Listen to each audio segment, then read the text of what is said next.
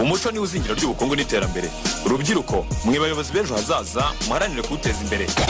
Radio Imanzi 105.1 FM.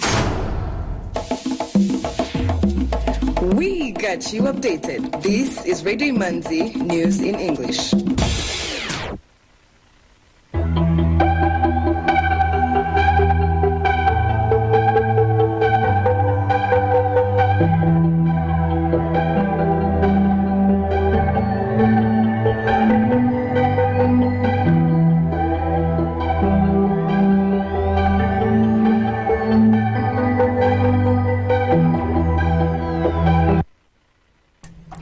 Good evening, dear listener. Thank you for tuning in. This is Radio Imanzi 105.1 FM, broadcasting from Kigali on a Tuesday, 13th of December, 2022. Here are the news in English, brought to you by Alvin Umngadi.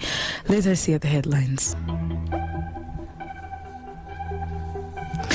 Prime Minister Edouard Ngirente addresses delegates at the opening ceremony of the second edition of the Conference on Public Health in Africa in Kigali. On the sidelines of the ongoing U.S.-Africa Leaders Summit 2022, Rwanda and Nigeria have today become the first countries in Africa to sign the Artemis Accords. The Commonwealth Secretary-General Patricia Scotland has addressed leaders from 79 countries in Africa, the Caribbean and the Pacific, as well as strategic partners, highlighting the importance of solidarity among nations in the face of multiple global challenges. U.S. Secretary of State Anthony Blinken stressed the importance of partnership in remarks to an audience of entrepreneurs and innovators at the State Department. We'll be back with news in detail.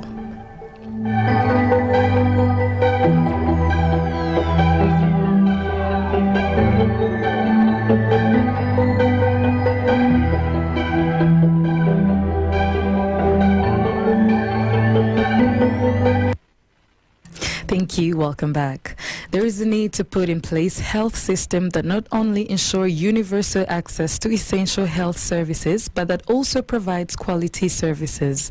Prime Minister Edouard Ngirente said this during the opening session of the second Conference on Public Health in Africa, named CPHIA, taking place from December 13th to December 15th. The conference brings together health experts, researchers, government officials, and policymakers to discuss health challenges the continent faces and chart a way forward to resilient continental health systems. Honorable Ngirente highlighted that public health is about the capacities of countries to take appropriate actions to protect and care for the health of citizens. Hence, resilient public health practices must have systems able to detect and respond effectively to outbreaks. Ngirente continued saying that public health is about the capacities of countries to take appropriate actions to protect and care for the health of citizens and must have systems able to detect and respond effectively to outbreaks. In a virtual address, Tedros Ghebreyesus, Director General of World Health Organization, WHO, emphasized that preparedness against health threats depends on collaboration, which is why the organization is working closely with the African CDC to strengthen continent's defenses against outbreaks, epidemics, and pandemics. He noted, as our continent recovers, it's also essential that all countries invest in strengthening their health systems, especially primary health care, on the journey towards universal health coverage. Professor Siniat Fiseha, Director of Global Programs at the Suzanne Thompson Buffet Foundation and the co-chair of Conference on Public Health in Africa, say this is an essential platform that not only elevates the new African public health order, but also adds critical value to the broader global health discourse and practice. New Public Health Order is an initiative by the AU that calls for continental collaboration to bolster African manufacturing capacities for vaccines, diagnostics, and therapeutics, strengthen public health institutions for people-centered care, expand the public health workforce, establish respectful action-oriented partnerships, and engage with the private sector. On the sidelines of the ongoing U.S.-Africa Leaders Summit 2022, Rwanda and Nigeria have today become the first countries in Africa to sign the Artemis Accords. The Artemis Accords are a set of principles to guide the next phase in space exploration, reinforcing and providing for important operational implementation of key obligations in the 1967 Outer Space Treaty. The Accords affirm the importance of implementing best practices and norms of responsible behavior, as well as compliance with the Registration Convention and the Rescue and Return Agreement. The Minister of the Ministry of Information, Communication Technology and Innovation, Paula Ingabire, signed the accords on behalf of Rwanda, while Director General of Nigeria's National Space Research and Development Agency, Halilu Shaba, signed the Artemis Accords on behalf of Nigeria. They were joined on the U.S. side by Assistant Secretary of State Monica Medina, Administrator of the National Aeronautics and Space Administration NASA, Bill Nelson, and Executive Secretary of the National Space Council, Chirag Parikh. With their signatures, 23 nations have signed the Artemis Accords.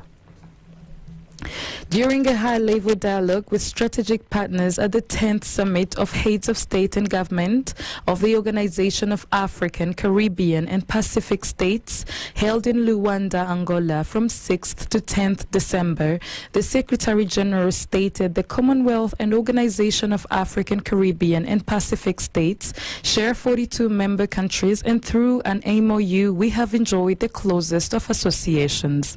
Amidst unprecedented challenges such as COVID-19 pandemic, global economic decline, the conflict in Ukraine and the worsening climate crisis, the world has never needed our solidarity more.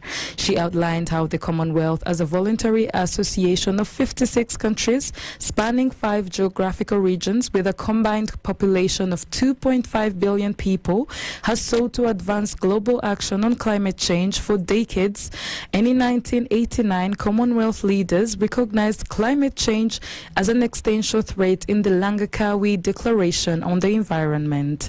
This year, at the Commonwealth Heads of Government meeting in Rwanda, in June, leaders jointly called for scaled-up action and support around the issue of loss and damage. This has been a critical issue for many vulnerable countries who require financing to address the negative impacts they have already suffered due to climate change. It was included for the first time on the official agenda of the UN Climate Change Conference, COP27, in Sharm el-Sheikh, Egypt, leading to a historic step forward to set up a global loss and damage fund. The Secretary General emphasized it was solidarity that delivered the historic outcomes on loss and damage at COP27 just a few weeks ago.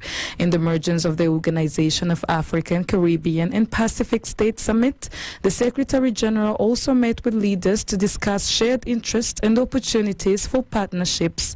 This included meetings with President João Manuel Lourenço of Angola, President Emerson Mnangagwa of Zimbabwe, President Welvo Ramakalwan from Seychelles, Prime Minister Phillips Davis of the Bahamas, Prime Minister Fiame Naomi Mtafa of Samoa, and other dignitaries. The 10th Organization of African, Caribbean and Pacific States Summit was chaired by the President of Angola, who took over the presidency from Kenya. The International Monetary Fund, IMF, has approved $319 million, approximately 342 billion Rwandan francs loan to finance projects tackling climate change in Rwanda.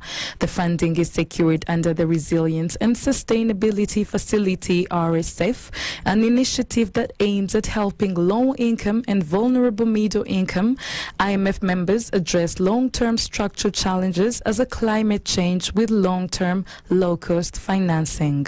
The development was initially announced in October when the IMF mission in Rwanda concluded its visit.